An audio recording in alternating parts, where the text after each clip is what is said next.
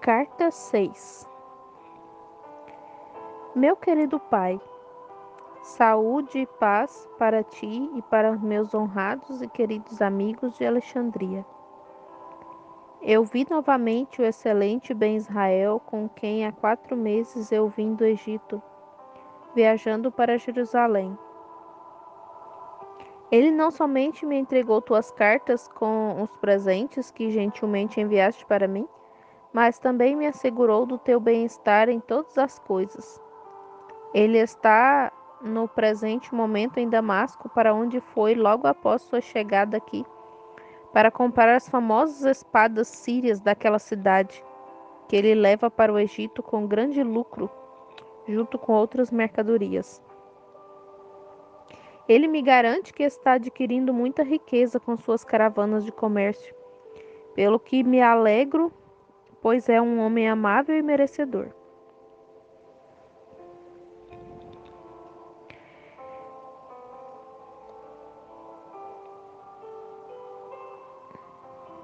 Suas súplicas para que eu voltasse a Alexandria com ele quase mudaram as minhas resoluções de ficar aqui. Não fossem tuas ordens de aproveitar os privilégios peculiares que Jerusalém oferece para o aperfeiçoamento do espírito. Além disso, estou profundamente interessada na questão da grande expectativa de Israel. Tua carta, querido pai, ordena-me a banir essa novidade de minha mente e continuar humildemente a adorar a Jeová à maneira de nossos pais. Confio que sempre farei isso, meu querido pai. E se eu descobrisse nesse profeta alguma disposição de trazer uma nova fé, oposta à antiga fé de Abraão, temeria concebê-la nem que fosse por um momento. Tu dizes que este homem deve ser um falso e vil profeta, ou ele não precursaria um mestre tão baixo e desprezado como declara ser o Cristo que ele testemunha. Tem havido muitos falsos cristos e falsos profetas, minha filha. Tu acrescentas, e Israel os tem perseguido como agora o faz com esse João do Jordão, e o resultado foi que eles pereceram no deserto ao serem despedaçados com seus enganadores, pelo ciúme dos governadores romanos que consideravam sediciosas tais assembleias. Permaneça, minha filha, na religião de nossos pais, e não se deixe levar, como temo que tu estejas correndo o perigo de ser, por este selvagem pregador de arrependimento. O reino do Messias não é um reino de arrependimento e de humilhação, mas de vitória, de glória e de domínio. A respeito daquelas profecias de humildade e abatimento que esse profeta do Jordão aplica ao Messias, elas não têm nenhuma aplicação ao Jordão. Elas não têm nenhuma aplicação ao nosso esperado Siló e príncipe. Ou elas se aplicam a algum profeta menor que será o precursor do verdadeiro Cristo, pois que ele terá um precursor. As Escrituras falam muito claramente, não há como duvidar. Ou, segundo alguns dizem e acreditam, especialmente os fariseus, deve haver 2 Messias, um que virá com humilhação e sofrimento aos gentios para uma expiação dos pecados deles, e outro que virá a nós com poder real e em circunstâncias de glória e esplendor, como nenhum potentado jamais manifestou, e que fará de Jerusalém a metrópole do globo, e os reis da terra se tornarão tributários aos seus pés. Tal será o nosso Messias, a quem o Senhor dos Exércitos nos enviará prontamente para levantar Judá do pó de sua humilhação. Se essa pessoa humilde que esse profeta precursor do deserto anuncia for o Messias, ele será para os gentios somente, cujas grandes iniquidades necessitam da imolação e da humilhação de alguém vindo de Deus para isso, em expiação. Mas ele não é um Messias para Israel, nem o poderoso príncipe que se assentará no lugar de Davi no trono de Sião. Portanto, minha filha, tu, como uma filha de Israel, não tenhas interesses por essas novidades que vêm do deserto e após as quais metade da terra totalmente enlouqueceu. Espere, seja paciente. O dia da glória de Israel se levantará verdadeiramente e resplandecerá, e todas as nações a verão e rejubilarão. Não penses mais naquilo que tua prima te disse. Quando o Messias chegar, ele será proclamado por uma pessoa mais gloriosa e eminente do que um jovem de 30 anos, vestido de peles e alimentando-se de gafanhotos e mel silvestre, cuja origem e autoridade ninguém conhece. Acreditando que teu bom senso e julgamento sadio, minha Dina, te levarão de imediato a adotar minhas opiniões, não insistirei mais, como se receasse seriamente a tua deserção da casa de teus pais, fato que levaria minhas cãs com tristeza à sepultura. É minha convicção que esse profeta prega a si mesmo e sob noções misteriosas e enganadoras de outro que vem depois dele, está apenas congregando uma multidão expectante ao seu redor, para manejá-la como um instrumento de seus próprios fins ambiciosos. E quando me escreveres novamente, espero ouvir de ti que ele abertamente se proclama o Cristo, depois de tudo, ou que ele, com todos os que por ele são liderados, serão destruídos pelas espadas das legiões romanas. Como posso escrever-te, meu querido pai, aquilo que está agora precipitando-se para minha pena? Pois depois de tal expressão de teus sentimentos, como fizeste em tua carta? Mas sei que és sábio e não fugirás da verdade, sob qual for a forma que possa oferecer-se a ti. É, portanto, com confiança na tua justiça e sabedoria, que levarei fielmente ao teu conhecimento os fatos que foram divulgados com relação ao profeta e outros que venham a acontecer na Judéia durante a minha residência aqui. Ouça-me sempre com sinceridade e julgue sem parcialidade, pois este é sem dúvida um dia de maravilhosas revelações. Eu imagino que agora posso ver teu semblante obscurecer e tu dizeres: basta com isso. Devemos ouvir mais desse novo profeta? Sim, meu querido pai, mais ainda, e circunstâncias mais extraordinárias estou para relatar do que já escrevi, pois alguns dos próprios sacerdotes do templo se tornaram crentes no jovem profeta. Tu te lembrarás que João, primo de Maria, declarou que muitos sacerdotes ficaram ofendidos por causa da pregação franca do profeta, a quem tinham ido ver no deserto. Quando voltaram a Jerusalém, informaram aos outros membros da casa dos sacerdotes o que foi dito contra eles, por lhes ter sido aplicadas as palavras de Isaías e Jeremias e outros profetas. Levantou-se imediatamente um grande clamor contra ele. Muitos dos levitas até esqueceram seus deveres no templo, mantendo conversação com escribas e fariseus, e diversas pessoas nas ruas, nos arcos e nos portões e nos mercados, a respeito deste novo profeta e suas corajosas denúncias quanto a eles, que ficou tão entristecido com eles pelo que eles eram, mas muito bem merecido pelo afrouxamento de suas vidas. Por fim, Anás, que é o sumo sacerdote, com Caifás, enviou 2 dos homens mais sábios do templo, levitas de caráter influente, para convidar o profeta a vir a Jerusalém. Pois Anás é um homem sábio e não é facilmente levado pelo sentimento popular. E como me contou o Rabino Amós, ele está inclinado a considerar a pregação de João, porque esse é o seu nome, com um olhar sério e reverente. Os mensageiros voltaram depois do 5º dia e deram abertamente o relatório na corte do templo, onde os sumos sacerdotes se assentaram para recebê-los, esperando ver o profeta na companhia deles. Afinal, estando a assembleia reunida, os 2 sábios e veneráveis levitas levantaram-se e declararam que havia entregado a mensagem a João, o filho de Zacarias, profeta do Jordão, e que a resposta fora dada com a reverência devida à condição do sumo sacerdote que lhe enviou.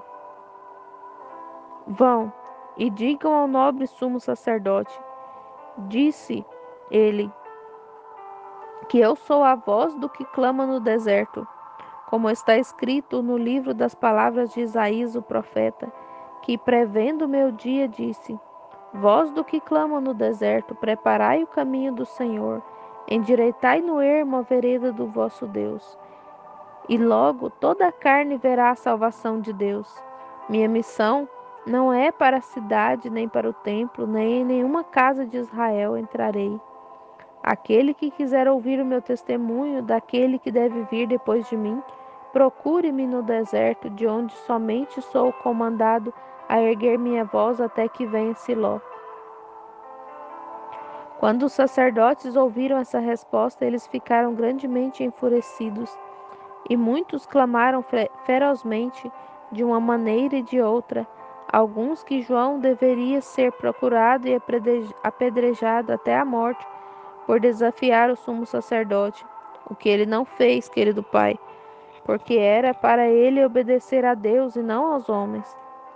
Outros, que deveria ser acusado ao procurador Pôncio Pilatos, governador da Judéia, como uma pessoa perturbadora da ordem pública e perigosa, e fomentadora de insurreição.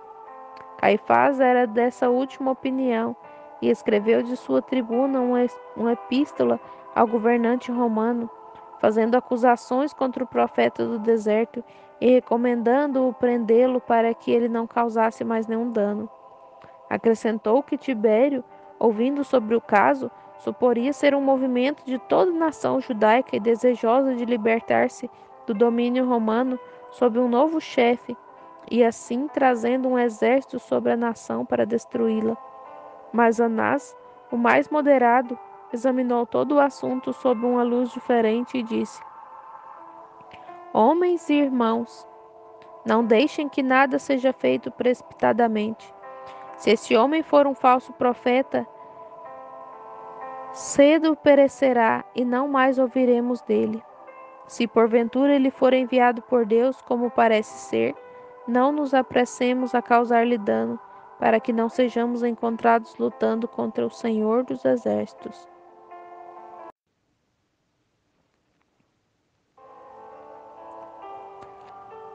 Essa moderação encontrou apoio de poucos, mas desses poucos o rabino Amós era um.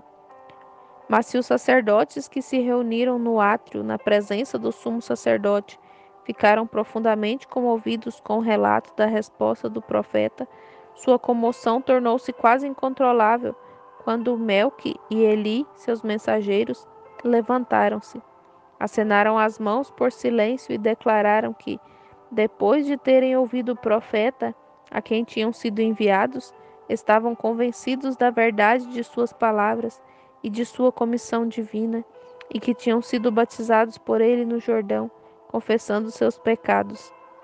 Somente a santidade do templo impediu os 500 sacerdotes de se lançarem sobre eles e os ferirem. Quando ouvirem isso, eles foram imediatamente presos por ordem do sumo sacerdote Caifás, por agirem de uma maneira inconveniente para um sacerdote do Deus Altíssimo.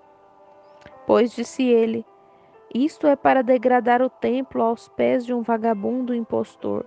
É um reconhecimento público de que a virtude deixou o culto de Sião e deve ser procurada nos desertos do Jordão.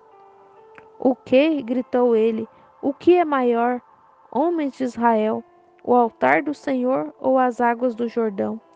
O sacerdote do Altíssimo ou o homem do deserto? Fora com esses blasfemos apóstatas que devem ser julgados e condenados de acordo com as nossas leis sagradas.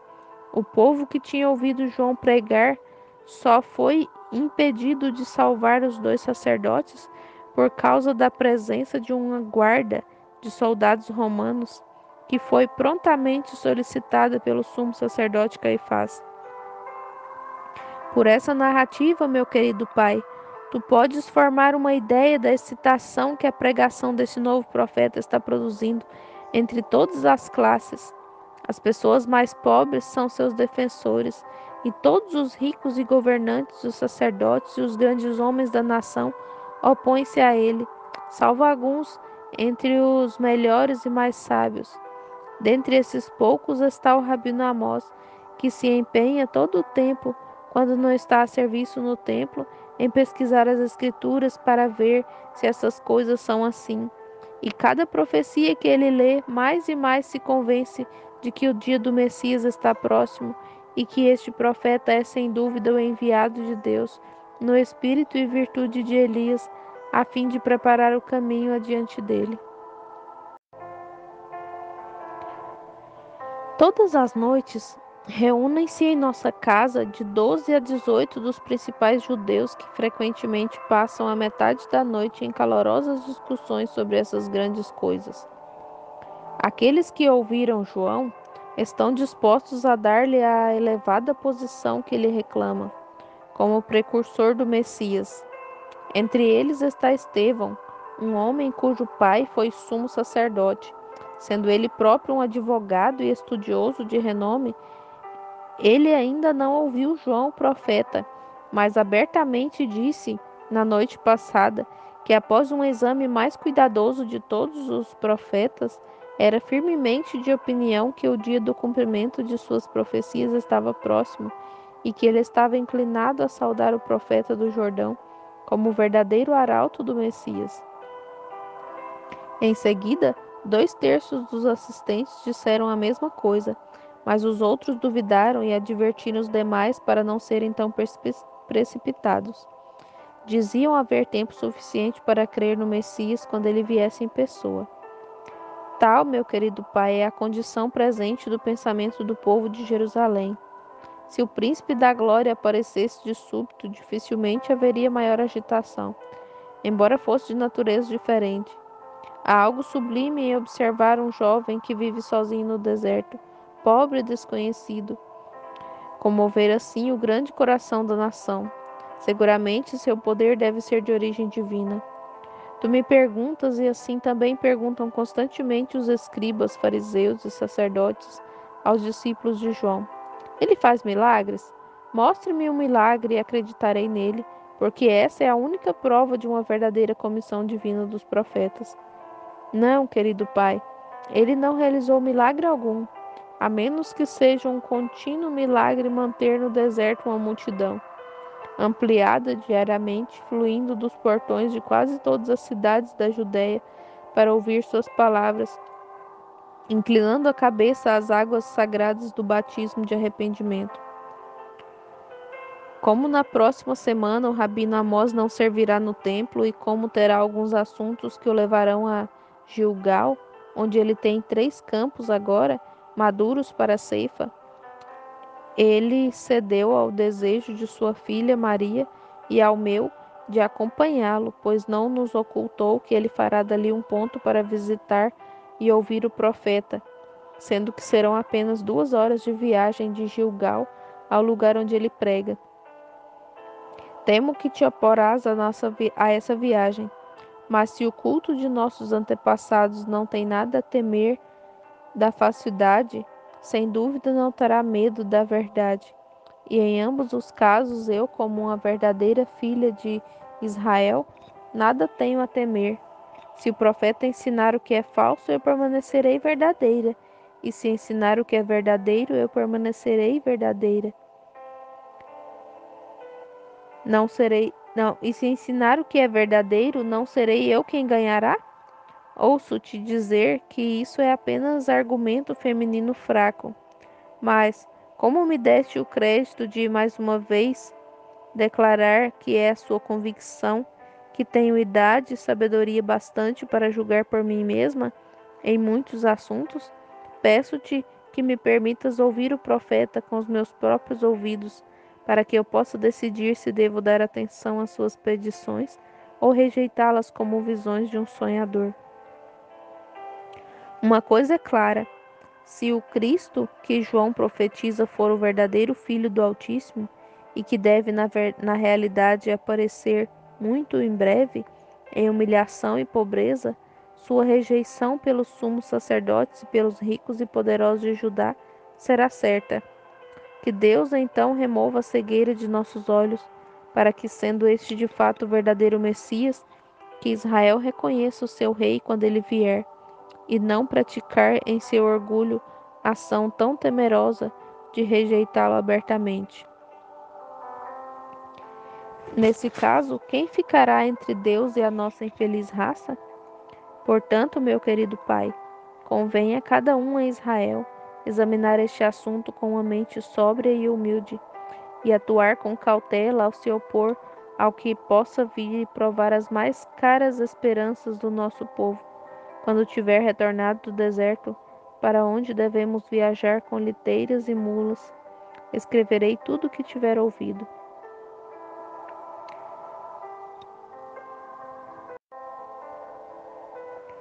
Tu te lembrarás do jovem centurião romano de cuja cortesia fiquei devedora, por ter sido salva da grosseria dos 2 soldados gentios. Ele tem mantido desde então amizade com Rabino Amós, que fala dele com respeito, e como ultimamente expressou algum interesse em saber quais estudos ocupam o Rabino tão constantemente quando vem visitá-lo, o que tem feito com frequência, uma cópia dos profetas foi colocada em suas mãos. Ele confessou, porém, não ter bastante conhecimento para ler o hebraico. O bom rabino, que acreditou ver nele um esperançoso e prosélito à fé de Judá, chamou Maria para ler e interpretar para ele. Mas ela não possui conhecimento suficiente da língua romana.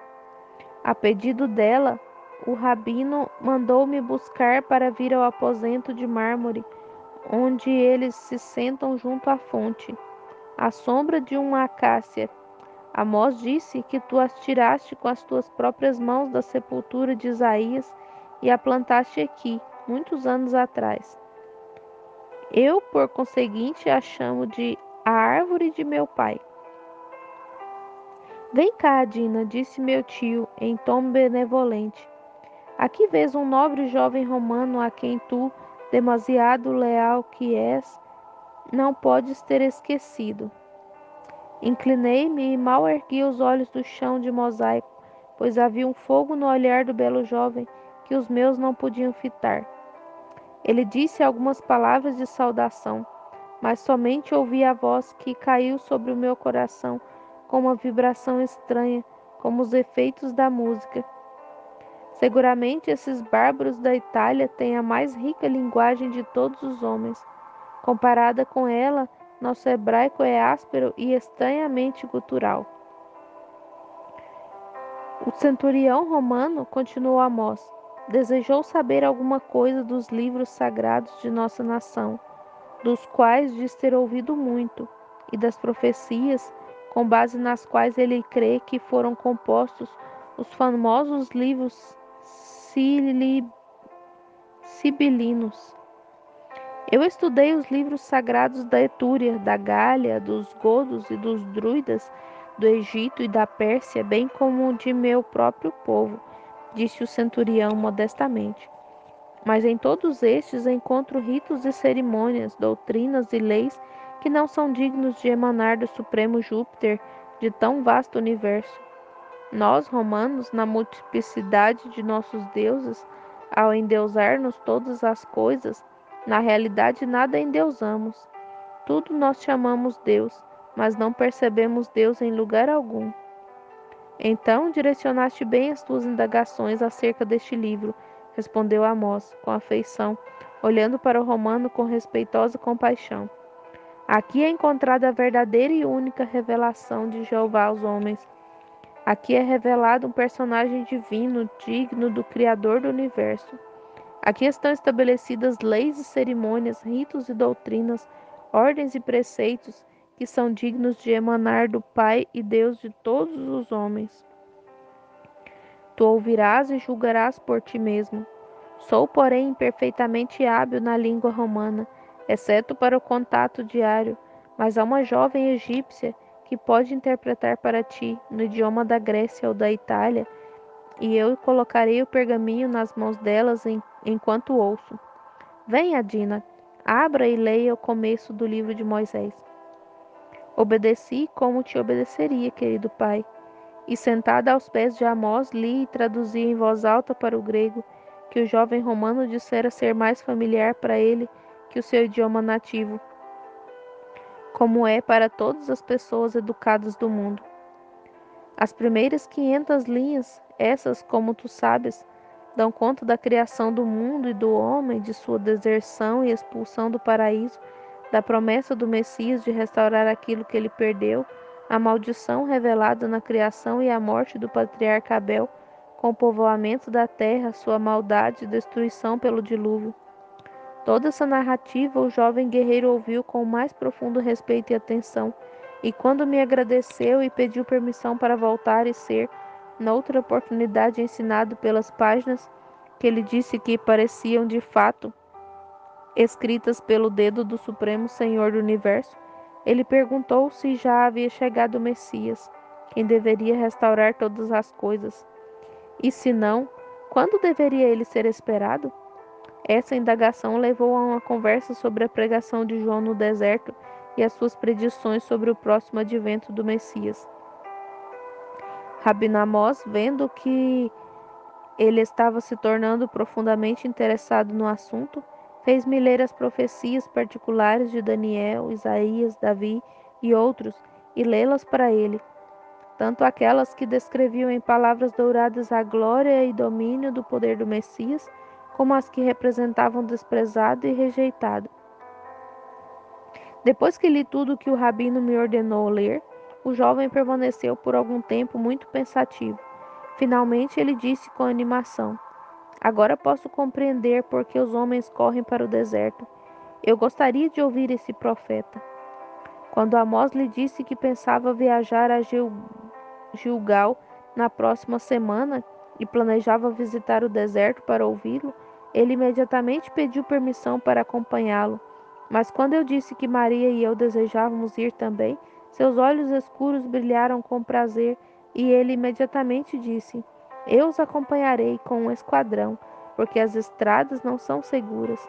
Ainda ontem tivemos a notícia de que o conhecido chefe de assaltantes, Barrabás, à frente de uma grande quadrilha, apareceu novamente nas montanhas entre Efraim e Jericó e roubou não apenas 2 caravanas, mas muitos daqueles que estavam viajando para ouvir este profeta. Farei uma expedição contra ele, depois de vê-los a salvo em Jericó.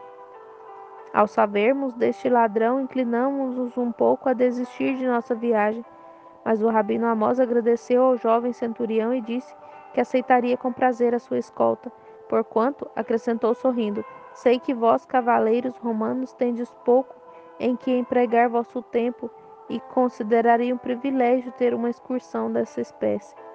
Além disso, tu dizes que deves ir contra este bandido. Assim, tanto faremos uso de sua cortesia, como nos abrigaremos sob teu dever. Está, portanto, decidido, querido pai, que partiremos no início da próxima semana para Jericó e Gilgal, e vamos também ao deserto ver e ouvir o profeta. No meu regresso, não falharei em te escrever sem demora. Até então, detenha teu julgamento e tenha confiança em mim, com aspirações sagradas pela vinda do reinado de Davi e a restauração do seu trono em Sião. Aqui fico com amor filial. Sua filha, Adina.